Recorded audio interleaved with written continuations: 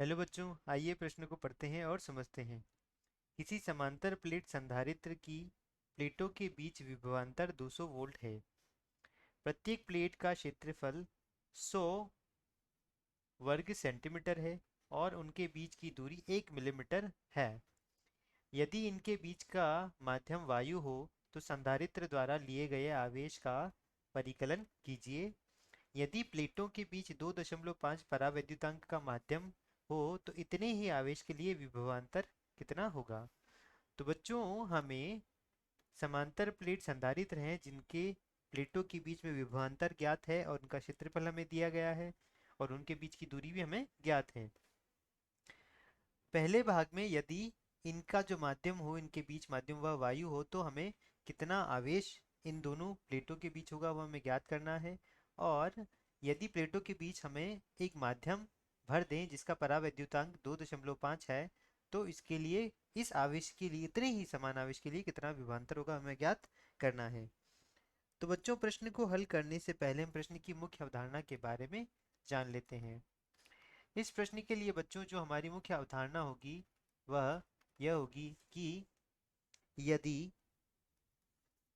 यदि हमारा यह एक समांतर प्लेट संधारित्र है जिसकी प्लेटों का क्षेत्रफल a दे रखा है और जिसकी प्लेटों के बीच की दूरी d है और इसमें मान लेते हैं q आवेश जा रहा है।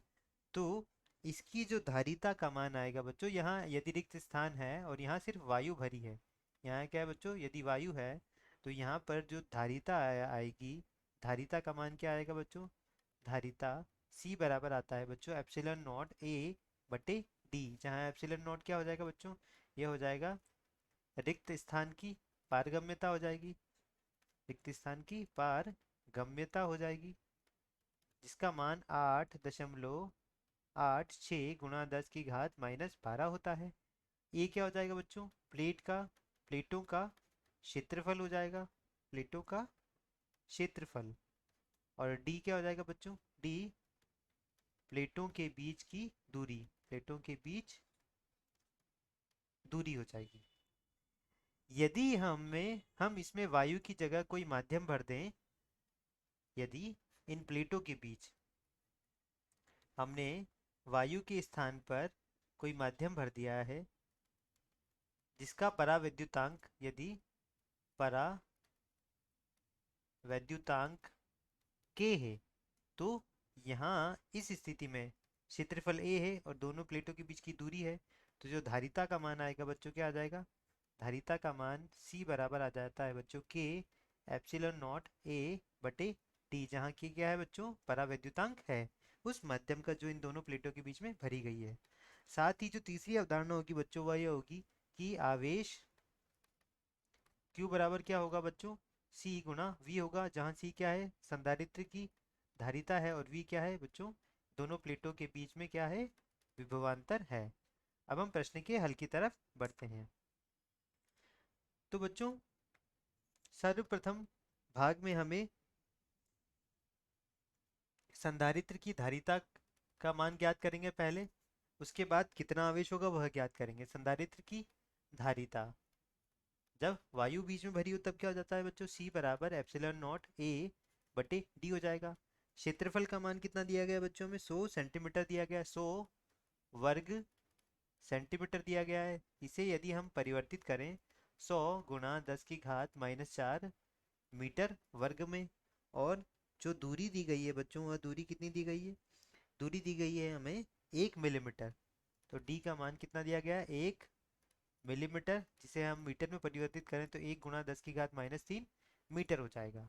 अब यहाँ पर जो धारिता आएगी C का मान कितना आ जाएगा बच्चों, एप्सिलॉन नॉट का मान कितना होता है, 8.86 गुणा 10 की घात -12 गुणा 100 गुणा 10 की घात -4 बटे कितना हो जाएगा यह, 1 गुणा 10 की घात -3 हो जाएगा। तो यहाँ से 10 की घात -3 से 10 की घात -1 बचेगा, और इसे यदि हम हल करें तो सी धारिता का मान कितना आएगा बच्चों, सी धारिता का मान आ जाएगा बच्चों 8.86 गुणा 10 की घात कितना आ जाएगा बच्चों, यह आ जाएगा -13 आ जाएगा। और यह 100 है तो यह भी क्या हो जाएगा बच्चों, यहाँ पर यह ऋण हो जाएगा। तो क्या हो जाएगा बच्चों, यहाँ से यदि मैं देखूँ तो यह आएगा 88.6 गुणा 10 की घात -12, और यह क्या आ गया बच्चों, फेराड आ जाएगा। अब हमें क्या ज्ञात करना है बच्चों, आवेश, तो Q बराबर क्या होगा, C गुणा V होगा। विभवांतर V का मान कितना दिया गया बच्चों, प्रश्नानुसार V का मान हमें 200 वोल्ट दिया गया है, 200 वोल्ट। तो C का मान हमने ज्ञात कर लिया है 88.6 गुणा 10 की घात -12 गुणा कितना हो गया बच्चों, यह 200 हो गया। तो मान कितना आएगा बच्चों, यहाँ से मान निकल कर आएगा 17.72 गुणा 10 की घात -9 कूलाम आ जाएगा।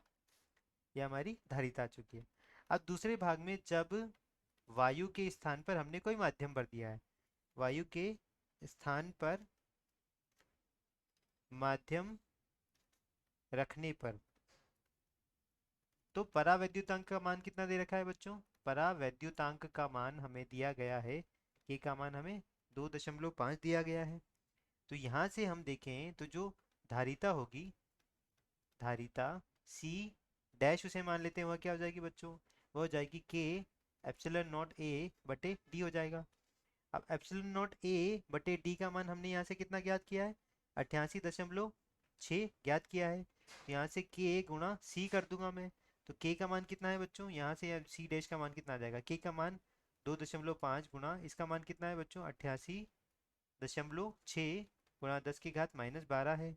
तो इसे हल करने पे बच्चों C डैश का मान कितना आता है, C डैश का मान आता है 221.5 गुणा 10 की घात -12 फेराड आ जाएगा।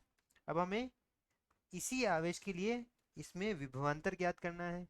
तो बच्चों विभवांतर क्या हो जाएगा, यहाँ से हम देखें तो विभवांतर क्या हो जाएगा बच्चों, Q बराबर क्या होता है बच्चों, C गुणा V होता है। तो V बराबर क्या हो जाएगा बच्चों, Q बटे C हो जाएगा। Q का मान कितना दिया गया है बच्चों, हमने अभी ज्ञात किया है 17.72 गुणा 10 की घात -9 कूलाम।